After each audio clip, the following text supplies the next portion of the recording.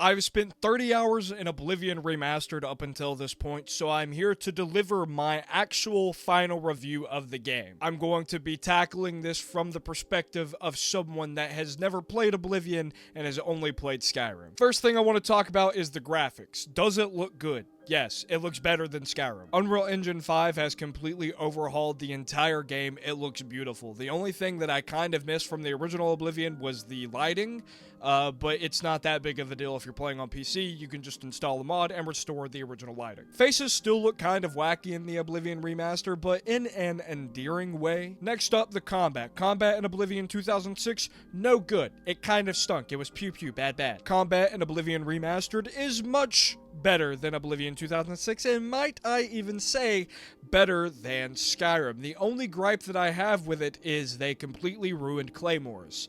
Don't use greatswords. They're not very good in Oblivion Remastered. The next thing is the biggest barrier to entry for newer Elder Scrolls fans when it comes to revisiting the older games, and that's the complexity of the games themselves and the systems within the games.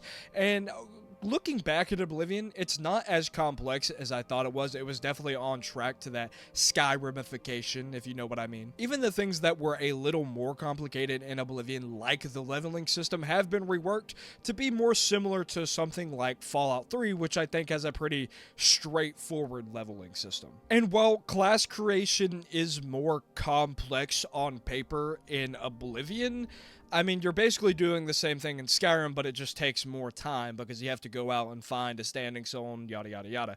The one thing you might miss is that you're not going to be able to be a jack of all trades in Oblivion, at least not until the later levels. So would I recommend Oblivion Remastered to someone that has never played Oblivion and has only played Skyrim? Yes, I would. It is a phenomenal video game for $50, and if you want the extra content, you can spend $10 and get never seen content from Oblivion.